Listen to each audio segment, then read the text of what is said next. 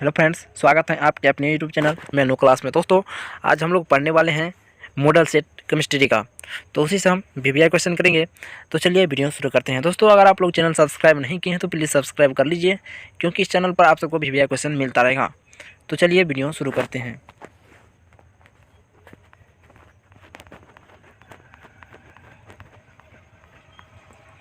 चलिए, पहला क्वेश्चन है कि ग्रेफाइट किस प्रकार का क्रिस्टल है। ग्रेफाइट जो है वह किस प्रकार का क्रिस्टल है। तो इसका आंसर क्या होगा? सहसंयोजक। इसका सही आंसर बी हो जाएगा। क्या होगा? बी, सहसंयोजक।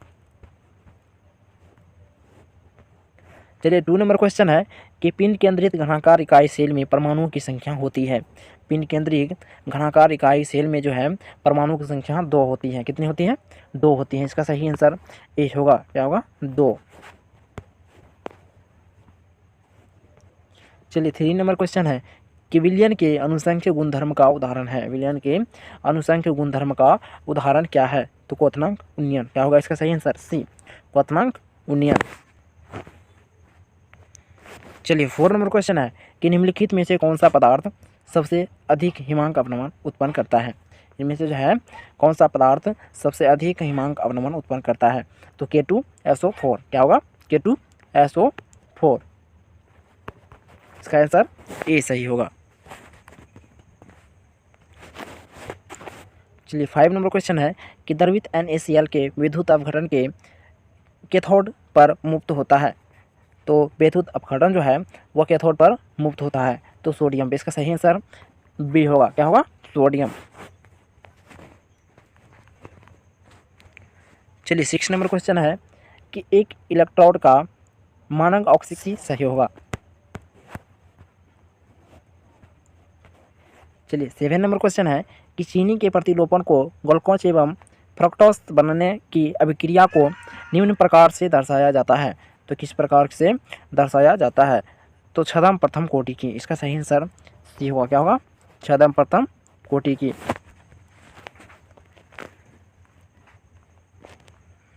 चलिए, 8 नंबर क्वेश्चन है कि किसी अभिक्रिया का वेग निम्नलिखित प्रकार से व्यक्त होता है। तो वेग कितना है? K × A² बी इस अभिक्रिया की कोटि होगी। तो इस अभिक्रिया की कोटि क्या होगी? 3। इसका आंसर बी सही होगा। चलिए, 9 नंबर क्वेश्चन है कि विद्युत क्षेत्र के प्रभाव से कोलाइडी कणों का गमन कहलाता है। कोलाइडी कणों का गमन क्या कहलाता है? विद्युत कण संचलन। इसका सही आंसर डी होगा। क्या होगा? विद्युत कण संचलन। चलिए, 10 नंबर क्वेश्चन है कि वह प्राकृतिक पदार्थ जिससे धातु का निष्कर्षण फायदेमंद होता है तो क्या कहलाता है? इसका आंसर जो होगा वो ए होगा, एस। फायदेमंद जो होता है वो क्या कहलाता है? एस कहलाता है। चलिए, 11 नंबर क्वेश्चन है कि साइनाइड विधि द्वारा प्राप्त धातु है। साइनाइड विधि द्वारा प्राप्त धातु क्या होगा? सिल्वर। इसका आंसर क्या होगा? सी।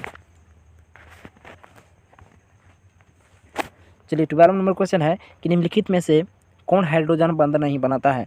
इनमें से जो है कौन हाइड्रोजन बंध नहीं बनाता है? तो HCl। यह जो है हाइड्रोजन बंध नहीं बनाता है। चलिए, 13 नंबर क्वेश्चन है कि एजाइड में सल्फर की ऑक्सीकरण संख्या है। इनमें जो है सल्फर ऑक्सीकरण की संख्या जो होगी वह 0 होगा। इसका सही आंसर डी होगा, 0। चलिए, 15 नंबर क्वेश्चन है कि निम्नलिखित यौगिक में सबसे प्रबल अम्ल है। इनमें से जो है कौन सबसे प्रबल अम्ल है? तो HI। क्या होगा इसका सही आंसर? डी।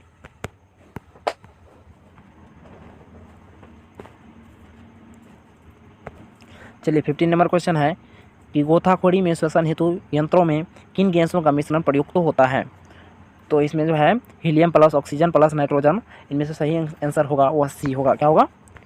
सी।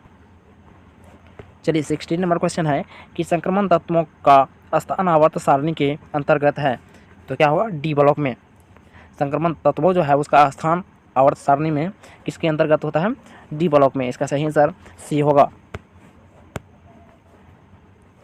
चलिए, 17 नंबर क्वेश्चन है कि निम्नलिखित में से कौन प्रथम संक्रमण तत्वों के श्रेणी का सदस्य नहीं है। प्रथम संक्रमण तत्व के श्रेणी का तत्व कौन सा इनमें से जो है नहीं है? तो मैग्नीशियम। क्या होगा? मैग्नीशियम। इसका सही आंसर सी होगा। चलिए 18 नंबर क्वेश्चन है कि कैथेनॉइड संकुचन किस तत्व के लिए उत्तरदायी है? क्या होगा?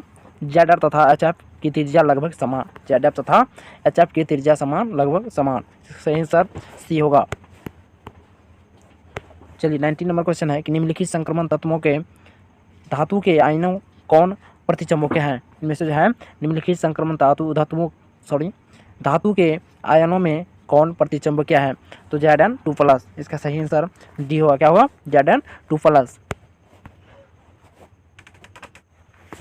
चलिए 20 नंबर क्वेश्चन है कि जटिल आयन Cu(NH3)4 2+ की संरचना वर्ग तलीय है, तो उस जटिल आयन में Cu2+ का प्रसंगकरण है। इनमें से जो है Cu2+ का प्रसंगकरण क्या होगा? तो DsP2। इसका सही आंसर क्या होगा? सी। चलिए 23 नंबर क्वेश्चन है कि निम्नलिखित में से इस विधि के द्वारा प्राइमरी, सेकेंडरी एवं टर्शियरी अल्कोहल में विभेद किया जाता है। तो उपर्युक्त सभी क्या होगा? उपर्युक्त सभी ऑक्सीकरण विधि, लुकास प्रतिकारक विधि और विक्टर मेजर विधि, इन तीनों उपर्युक्त सही तीनों आंसर होगा।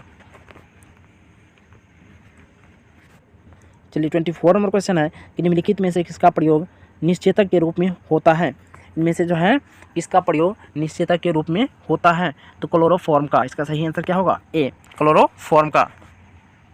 चलिए 25 नंबर क्वेश्चन है कि कैल्शियम एसीटेट को गर्म करने में निम्नलिखित में से कौन प्राप्त होता है? इनमें से जो है कैल्शियम एसीटेट को जब हम गर्म करेंगे तो निम्नलिखित में से कौन प्राप्त होगा?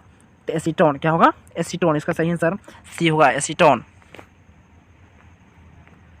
चलिए 26 नंबर क्वेश्चन है कि एल्कोहल में कौन रहता है? एल्कोहल में जो है कौन रहता है? तो सिंगल बॉन्ड OH क्रियाशील मूलक रहता है। इसका सही आंसर ये होगा।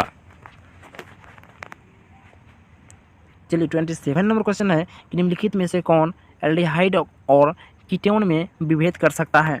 तो कौन इनमें कर सकता है विभेद? फेहलिंग विलियन। क्या होगा? फेहलिंग विलियन। इसका सही आंसर ए होगा। चलिए 28 नंबर क्वेश्चन है कि प्राइमरी एमीन का क्रियाशील मूलक निम्नलिखित में से कौन है? इनमें से जो है प्राइमरी एमीन का क्रियाशील मूलक निम्नलिखित में कौन है? तो सिंगल बॉन्ड NH2 होगा। चलिए 29 नंबर क्वेश्चन है कि तनु एवं अल्पक्षारीय KMnO4 के घोल को कहलाता है, घोल को क्या कहा जाता है? तो क्या कहा जाता है? वेयर अभिकर्मक। क्या कहा जाता है? वेयर अभिकर्मक। इसका सही आंसर सी होगा। चलिए 30 नंबर क्वेश्चन है कि फिनॉल को जस्ता के चूर्ण के साथ उबालने पर निम्नलिखित में से क्या बनता है? फिनॉल को जब हम जस्ता के चूर्ण के साथ उबालेंगे तो क्या बनेगा? तो बेंजीन बनेगा। इसका सही आंसर सी होगा, बेंजीन। चलिए 31 नंबर क्वेश्चन है कि कार्बोक्सिल अम्लों का क्रियाशील मूलक क्या होगा? कार्बोक्सिल अम्लों का जो है क्रियाशील मूलक क्या होगा? तो सिंगल बॉन्ड COOH। इसका सही आंसर सी होगा। चलिए 32 नंबर क्वेश्चन है कि एक कार्बनिक यौगिक की अभिक्रिया NaHCO3 के संतुष्ट जलीय विलयन से करने पर फदफदाहट होती हैं, तो निम्नलिखित में से वह कौन सा यौगिक है? तो क्या होगा? एसिटिक अम्ल। क्या होगा? इसका सही आंसर सी, एसिटिक अम्ल। चलिए 33 नंबर क्वेश्चन है कि ईस्टर को निम्नलिखित में से किस सूत्र से व्यक्त किया जाता है? तो इनको जो है ईस्टर को जो है किस सूत्र से व्यक्त किया जाता है? तो RCOOR। यही है इसका सूत्र। इसका सही आंसर क्या होगा? चलिए यहाँ पे आंसर है बी। चलिए 34 नंबर क्वेश्चन है कि नाइट्रो एल्केन के अवकरण से बनता है, क्या बनता है? Primary amine. क्या बनता है? Primary amine. इसका सही आंसर सी होगा। चलिए 35 नंबर और लास्ट क्वेश्चन है कि DNA तथा RNA में समान भस्म उपस्थित है। DNA तथा RNA में समान भस्म उपस्थित है, तो गुएनिन, एडेनिन और साइटोसिन। इसका सही आंसर जो होगा बी होगा। दोस्तों, अगर आप लोग चाहते हैं कि इस तरह के VVI क्वेश्चन आप सबको मिलता रहे तो इस चैनल को सब्सक्राइब कर लीजिए, क्योंकि इस चैनल पर VVI क्वेश्चन आप सबको एग्जाम टाइम में मिलता रहेगा। तो चलिए मिलते हैं अगला वीडियो के साथ, तब तक के लिए बाय बाय।